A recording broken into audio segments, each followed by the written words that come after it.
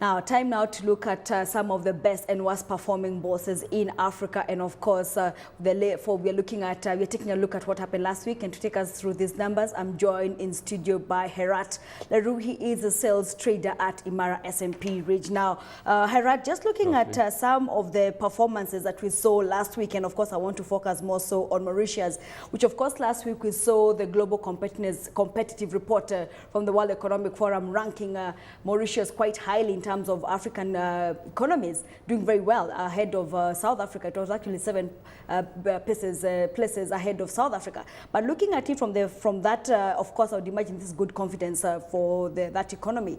In terms of the numbers, have they translated positively for the Sundance? Well, for the week, it wasn't a spectacular showing, really. They were only up 25 basis points on the week. So I think the longer term repercussions of this would really be positive for Mauritius. They've been sort of a banking hub in the last number of years, and they've really diversified their economy away from sugar farming towards sort of the financial services, which they've done exceptionally well in. So yeah, Mauritius really does look like a really rosy story going forward. Mm-hmm. And for you looking, of course, you've mentioned the diversified economy, but looking at other sectors of the economy, where do you see the greatest vote of confidence? Well, absolutely with financial services. The fact that they have ranked so well in the global competitiveness survey just bodes well for that sort of for that sector. The major stocks like MCB Group as well as SBM, State Bank Mauritius, they're really the sort of the blue chips on that market, and I think those ones should be ones we look at. Mm-hmm. With regards to the banking stock, any one particular stock that you favor more than others?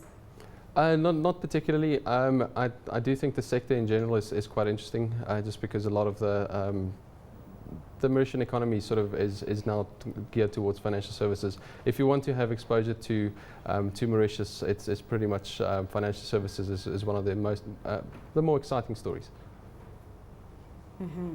All right, let's look at tourism. Of course, Mauritius also stands out. The Indian Ocean nation, of course, has been awarded severally by the World Travel Awards, and I see now it has actually been said to be one of the best in terms of weddings and honeymoons. And of course, I'm looking at this in the perspective of the tourism and aviation sector. How do you see this translating to some of those stocks? Of course, we saw most of the hotel stocks last week closing unchanged. Where do you see them closing this week? Well, to be honest, it's always difficult to call, but if you like palm trees and white beaches, Mauritius is the place for you. So I've never been, but I've heard great things about the Mauritian holiday destinations, and you sort of hear more and more of people going there for destination weddings. So yeah, absolutely. If that's a great sector to look at. It's one of the nicer places, and it's close by to Southern Africa, which is and East Africa. So if those economies continue to grow well, you know, they'll see an increase of the tourism there.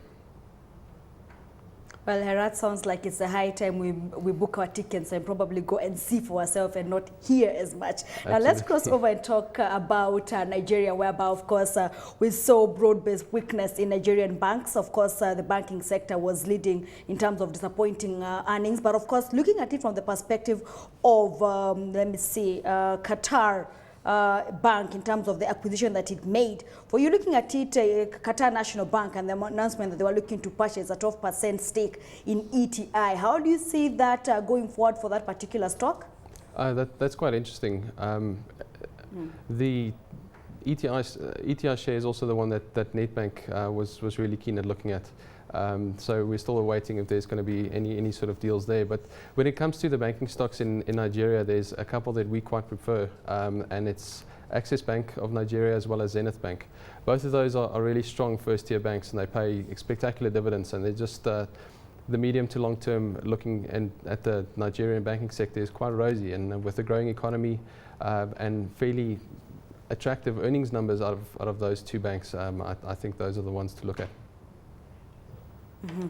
Well, last week we saw ETI managing to gain about 6% rise last week. Where do you see it reaching? What's the cap that you have for this particular stock, of course, in light of the news of the acquisition? who offhand I won't be able to tell you, but just looking at the rest of the sector, every other of the major Nigerian banks were actually down on the week. So that news was really taken very positively by the market, and we can probably see a bit more gains there if it continues that way. All right, now looking at Dangote Cement, last week we saw that it had a major trade block in terms of one of the major trade blocks that we saw, and of course even today we also see another massive trade. What are some of the key salient issues that are actually driving the optimism in this stock?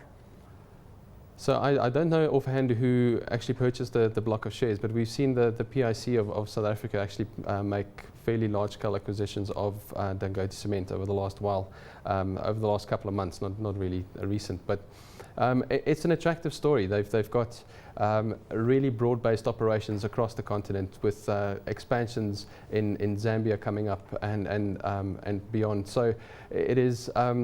It's one of the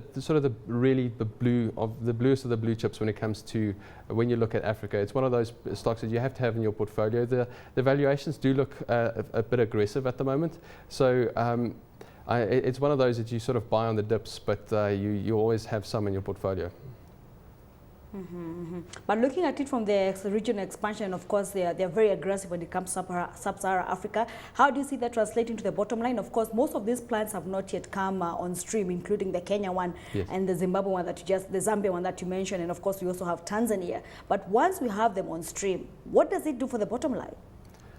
So specifically the Zambian story, there's a huge deficit in terms of cement production within that economy. So being able to take up the slack or the excess demand really in that economy would really bode well for them. The Kenyan story, I think, is slightly different. There's aggressive and very strong participants in that sector, and it's been where the margins have actually been under pressure of late, where you've seen sort of imports, cheaper imports coming into Kenya, and it's really placed a sort of damper on the margins of the Kenyan cement companies. But yeah, I think in that one it would probably be difficult, but if they put in new plants with basically low cost production, I think they can really make an impact in that market. Well, Gerhard, many thanks for joining us. Of course, this is a stock that we are going to continue monitoring on. Of course, it has a lot of interest, not just in Nigeria, but also in the east of the continent. Well, many thanks for that.